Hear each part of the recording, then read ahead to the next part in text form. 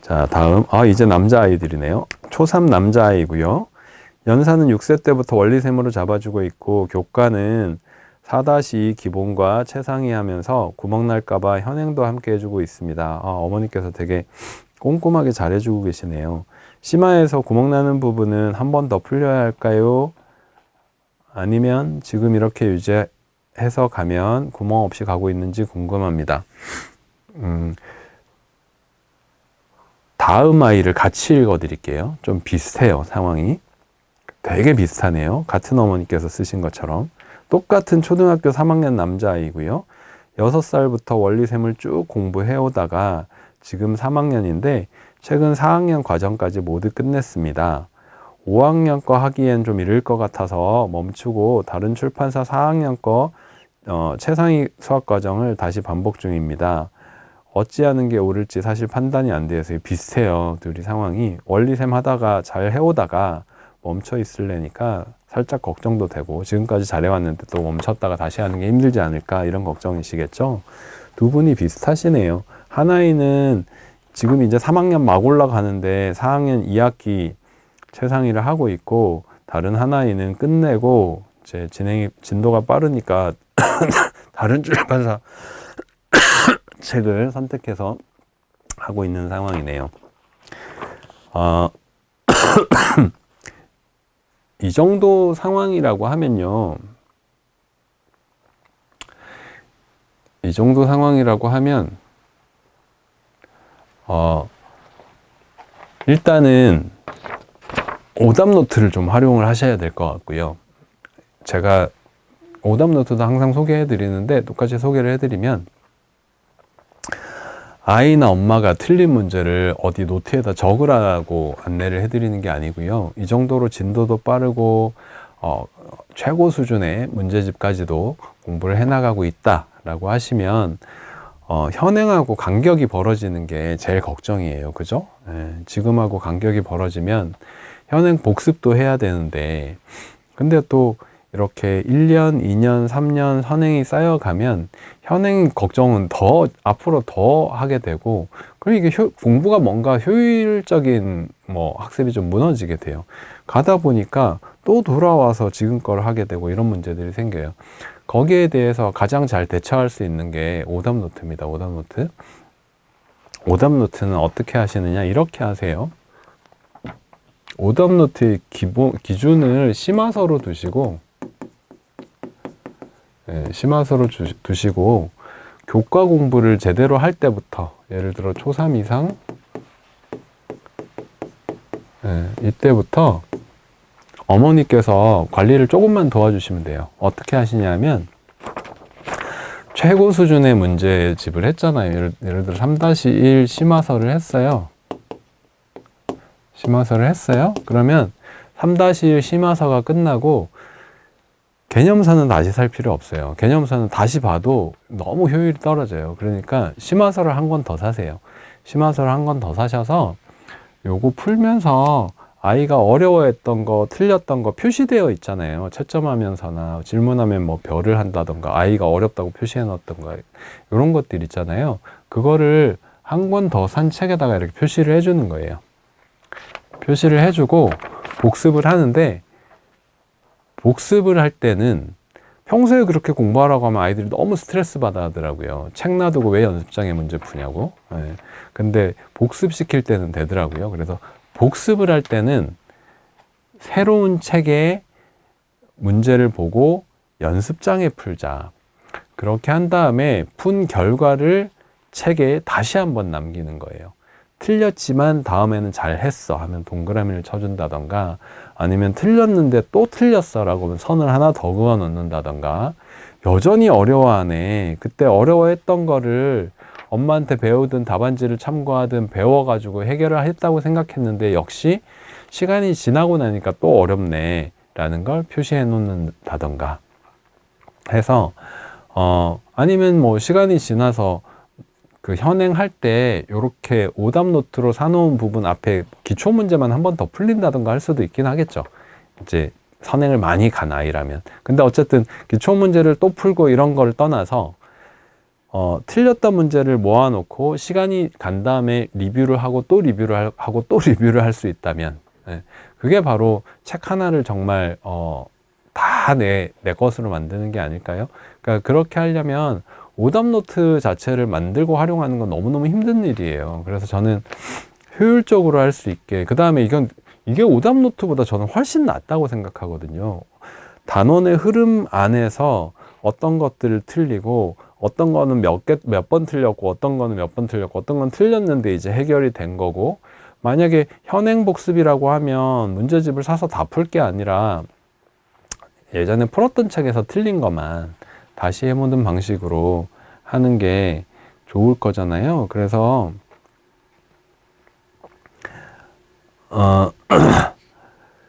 이렇게 오답 노트를 한번 활용해 보시는 게, 그렇죠. 틀린 문제는 또 틀리죠.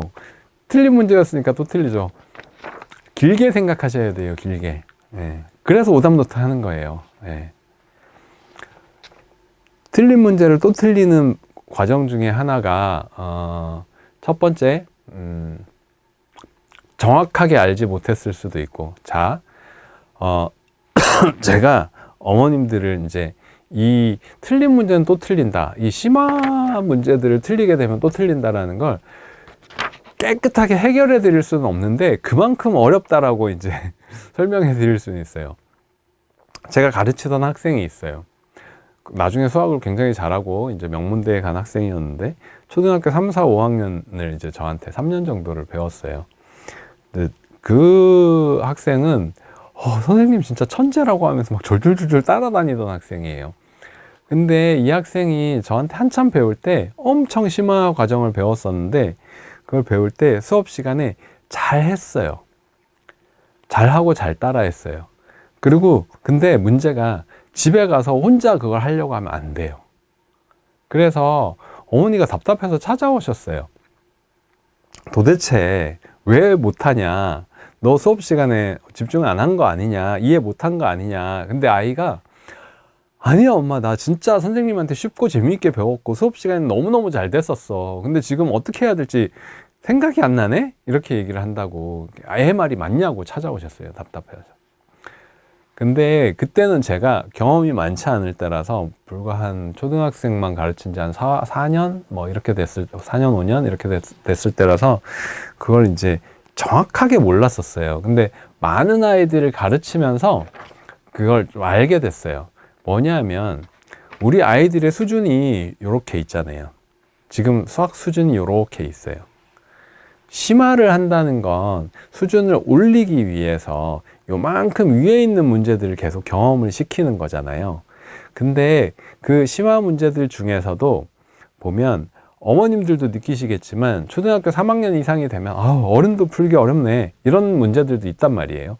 그 어른도 풀기 어렵네라는 건 보통 어떤 문제들이냐면 그 단원을 배운 내용들을 활용해서 풀리는 건 엄마 입장에서도 풀려요. 논리적인 비약이 있는 문제들이 있어요. 이거는 방정식으로 풀어야 되는 거 아니야? 도대체 내가 아이를 어떻게 가르쳐? 이런 것들. 그런 걸 이제 저는 잘 가르치는 거죠. 어떻게 보면 아이들이 이해할 수 있는, 많이 연구를 해왔으니까. 근데 그렇게 가르쳐 놓잖아요. 그러면 무슨 문제가 생기냐면 아이의 배경 지식에서 넘어서는 거를 지금 이제 배웠기 때문에 지금 당장은 아이가 그걸 암기하게 됩니다. 이해하지만 그 이해도 암기를 동반하게 돼요.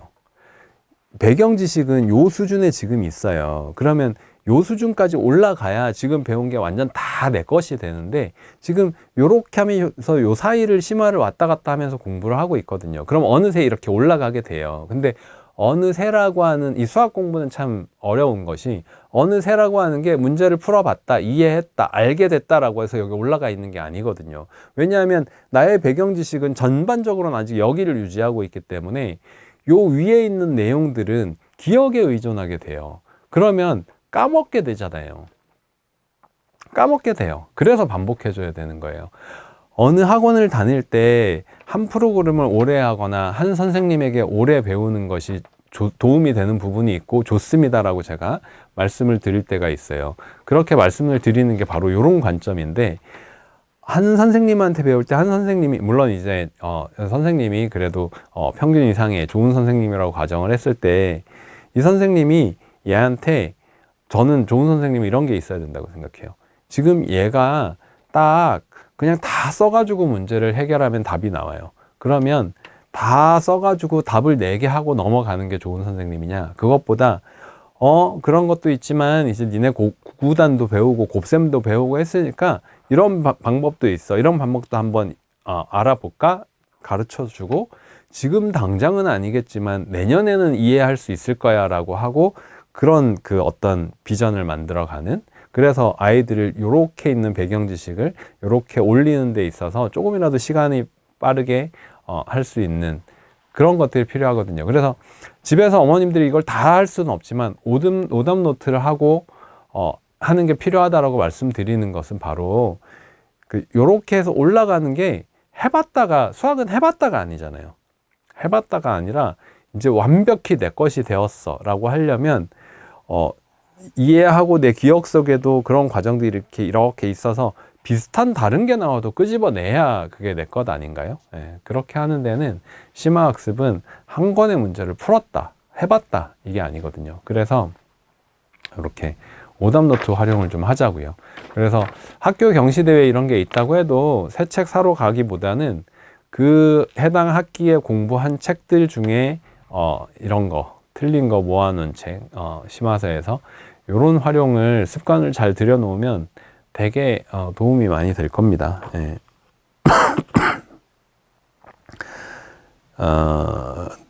그리고 또 하나는 이제 그 두 아이의 비슷한 케이스 중에서 4학년 거를 뭐 다시 심화를 복습해야 될지, 진도를 더 나가야 될지, 뭐 이런 부분도 있잖아요. 그렇게 질문을 해주셨어요. 그거는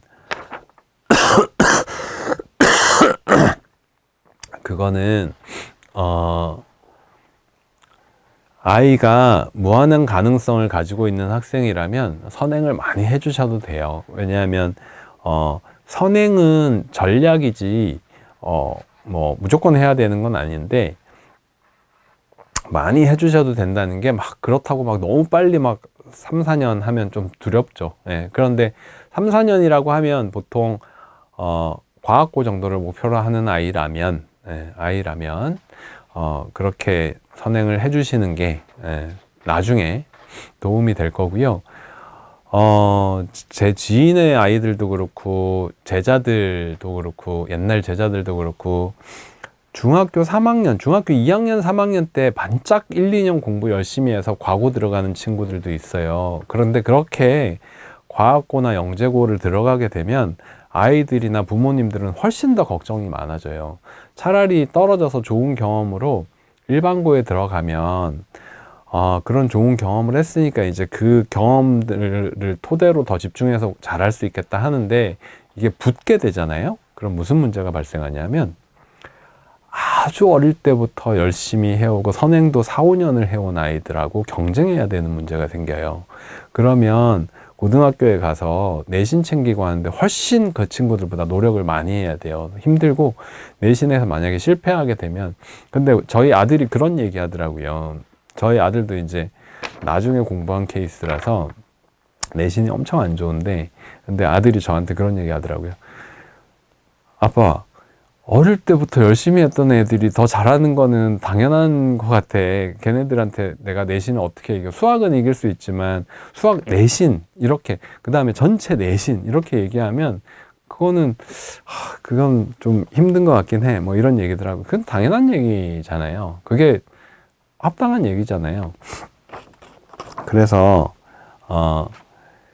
선행은 전략입니다. 그리고 과고나 영재고나 꿈을 크게 가지려면 선행도 적당하게가 아니라 해주는 게 좋습니다. 다만 선행을 위한 선행이 아니라, 지금 저한테 질문 주신 것처럼 최상위도 하고 또 심화도 하고 그래요. 그렇게 하면서 한 2, 3년 정도를 해보는 건 아주 좋은 과정이라고, 건전한 과정이, 특히 이제 지금 여기 보니까 학원 다니는 것 같지도 않아요. 엄마하고 하면서 이렇게 하는 아이라고 하면 충분히 건전한 과정이라고 보여지고요. 다만 꼭 과고나 영재고를 목표로 하는 것이 아니다 라고 하면 진도를 빨리 나가는 것만 하기보다는 독서나 이런 부분을 통해서 수학뿐만이 아니라 다른 다양한 과목에 대한 어떤 지식을 쌓고, 그 다음에 독서가 엄청 좋은 공부잖아요. 그래서 전체적인 어떤 수학뿐만이 아니라 학습 전반적인 사고력을 키워주는 방향으로 아이를 이끌어 주신다면 훨씬 앞으로 좀 좋은 결과가 있지 않을까 생각합니다. 일단 사전 질문에 대해서 이렇게 답변을 드렸고요. 잠깐 저희 인스타에 있는 내용들 중에 홍보 겸 해서 안내를 드리면, 그전에도 이제 말씀은 드렸었지만 지금 저희 회사가 열심히 일을 해서 작년 11월, 12월에 교과샘이라는 책이 나왔지만 지금 또 이제 지금 책 마무리를 하고 있어요. 7세부터 4학년 것까지 원고는 다 써놨고, 그걸 이제 실제로 적용하는 데 있어서 뭐 오류 수정이라든가 연습 문제를 추가한다든가 이런 작업들을 하고 있는데, 아마 5월 정도면 책이 나올 것 같아요. 따라하면 풀리는 수학이라는 책인데요. 이 책의 컨셉은 뭐냐 하면, 뭐 사고력 책 이런 책 아니고요. 네, 자기 마음대로. 따풀이란 따라하면 풀리는 수학이라는 책인데요. 사고력 책 이런 책은 아니고, 심화 공부를 할 때 제가 아까도 그런 말씀 드렸지만, 논리적인 비약들이 어떤 비약이냐 하면, 안 가르쳐 줬는데 풀어야 되는 문제들이 되게 많다고 생각해요. 그래서 제가 마치 강의하듯이 3학년에는 이런 내용들이 심화로 나와요. 이런 주제를 이제 학기마다 40개를 뽑아서 학년별로 이제 80개 주제에 걸쳐서 공부를 하는 거예요. 근데 이런 어려운 문제가 나오니까 이거 풀어봐, 이게 아니라 이런 문제는 어떻게 생각해야 될까? 이렇게 생각하는 거야 라고 강의하는 형식으로, 선생님 생각을 따라오는 형식으로 공부를 하는 심화서고, 동영상 강의가 많이 붙을 거예요. 동영상 강의하고, 그 다음에 지금 생각으로는 그걸 연습하는 문제도 더 추가적으로 프린트해서 할 수 있도록 QR코드를 통해서 그런 자료까지도 좀 백업할 수 있는, 앞으로도 책이 출판된 이후로도 이렇게 좀 그렇게 할 수 있는 책을 만들고 있는데, 그 과정에서 이 책을 평가해 주시고, 그 다음에 함께 어떤 아이디어를 주시고 하는 그 객원연구원이라고 이름을 붙였는데 학생들을 모집하고 있습니다. 그래서 이 책을 다 받아보시진 않겠지만 책의 일부를 받아보시고 형식이나 뭐 문제의 수준 이런 것들을 아이랑 같이 해보시고, 로지카랑은 결이 좀 다르죠. 로지카는 주제 베이스로 해서 이렇게 흐름이 있는 책이고, 얘는 문제 푸는 기술, 심화 문제를 할 때 추가적으로 알아야 되는 개념, 문제 푸는 기술, 그 다음에 특별한 계산 방법, 뭐 이런 것들에 대해서 공부를 하는 책이에요. 그러니까 기본 개념을 한 아이들이 심화로 갈 때 이런 것들을 할 수 있어야 됩니다 라고 만들어 놓은 책이라서 이제 출간을 기다리고 있는데, 출간 과정에서 4월 초에 먼저 접해볼 아이들 일부를 받아서 접해보고 장단점을 저희한테 전해주시면 마지막 출간 과정에서 고칠 것들은 좀 고쳐보고자 그렇게 이제 이벤트를 하고 있으니까, 뭐 학원 선생님들도 괜찮아요. 학원 선생님들이나 뭐 교육 관계자분들 중에도 이런 책은 이런 것까지 있으면 좋지 않을까요? 뭐 참여해 주시면, 지금 몇 분 정도 참여하셨죠? 지금도 한 100분 정도 신청을 하셨대요. 이미 100분 정도 신청을 하셨지만 더 많은 분들에게 이렇게 먼저 한번 보여드리고 싶어서 하고 있는 이벤트니까요. 보시고 참여해 주시면 좋을 것 같습니다. 30여 분이 흘렀네요. 지금부터 이제 나오는 질문에 대해서 답변하도록 하겠습니다.